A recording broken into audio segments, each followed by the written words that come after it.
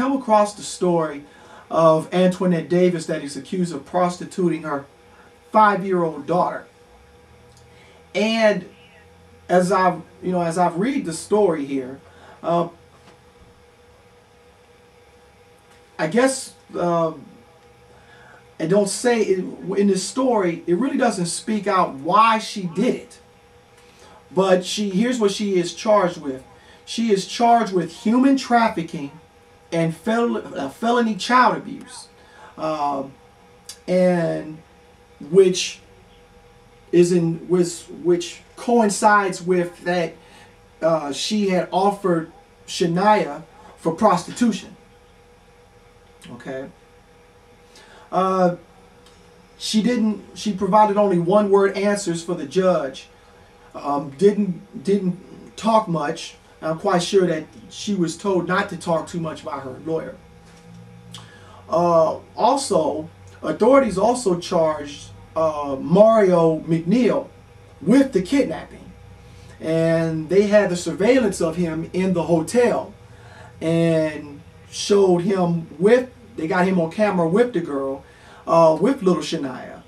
And the authorities also said that McNeil admitted to taking the girl through his attorney, though his attorney said that he will plead not guilty. So I guess this is just standard operating procedure. Also, the spokeswoman for the police department, Teresa Chance, she declined to comment or to talk about any additional charges, but I'm quite sure there will be. I couldn't see why there wouldn't be any other charges added to this. And it states here, authorities first arrested a man named Clarence Cole, but charges against him were dropped a day later when investigators tracked down McNeil after receiving a tip from an hotel employee. Well, there you go.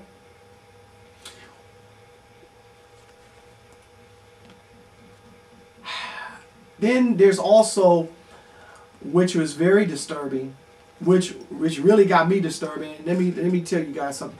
I'm not going to be talking from the pulpit, because I know that I have personally done a little bit of wrong in my life, but I just want to read this. I just want to read two of these paragraphs here. Shania's father, Bradley Lockhart, said that he raised his daughter for several years, but last month decided to let her stay with her mother. Lockhart also said that he and Davis never argued about raising Shania, and Cumberland County courts had no record of a custody dispute.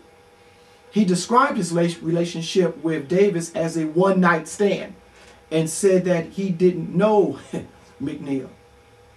Wow. He's probably being looked upon as like, what the hell made you send little Shania over to her mother? But I mean, hell, I mean, who would literally think that a mother would do this to their daughter? I wouldn't think so. And I have a daughter. Even though me and my daughter's mother, we have a brilliant relationship. Yes, we do. Yeah, sure we do. It wouldn't cross my mind, because that's our daughter. That's our, that's our love. That's our love child, and I wouldn't even think that, so it's hindsight's 20/20. It's 20/20 in the sense that you would think that, okay, what was this guy thinking giving his little girl to her mother? But he would never think that her judgment was so callous. Now, if it comes out that he knew that she had some type of bad judgment or has done some things that may question how she went about parenting, then that changes things. Because then basically, okay, you dumb bastard, why would, if you knew that there were some red flags about how she did her parenting, why would you send her over there? So that's just something that we won't know. I don't want to speculate. I'm not going to play conspiracy theory with this. But the bottom line is, 5-year-old girl was destroyed from the time that she was born. From it being a one-night stand to being prostituted for her mother. This girl was destroyed basically before she was born. And that's just the bottom line on that. And both parents need to be ashamed of themselves. Yeah, the mother, who knows what's going to happen with the mother. A lot of these court cases, a lot of these judges, just the whole system when it comes to child support and child custody, all they do is give the kids to the mother because they assume that all mothers are mentally stable and all mothers use good corrective judgment when it comes towards their children. And that is so far from the truth. When a man has a custody of a child, I'm going to just put it out there. When a man has custody of a child, he's ridiculed. He's ridiculed. Got to go through a whole lot of rigmarole. Got to go through all the systematic red tape to prove that, hey, I'm a good father. I should have custody of my child. But a mother doesn't even have to prove half of that. And yes, I do. Well, Chris, how do you know? Blah, blah. I know personally, so don't bring that crap to me. I know personally. That's number one. Number two, I have quite a few friends who have custody of their children that are men. Yet, they went through a lot, and they had to prove a lot to get to seek and to pursue full custody of their children. The court wasn't just like, here you go. No. And even I have a friend today. He has physical custody of the children, but the mother was still able to circumvent the child support system where she still doesn't pay child support to my friend. So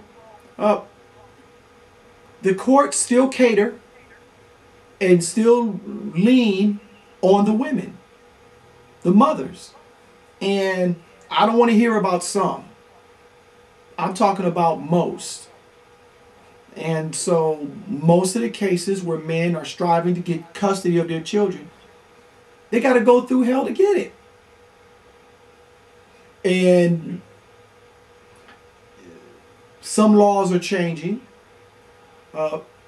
Personally, I feel that at some point when you have a child being raised in two different homes, that a father should automatically, and unless he's not fit enough and he does not have the surroundings to take care of that child. In other words, have a room for that child, adequate food, a good surrounding for the child. If that man has that, he should automatically split half of the years with the mother for that child to be with the father all year round. Because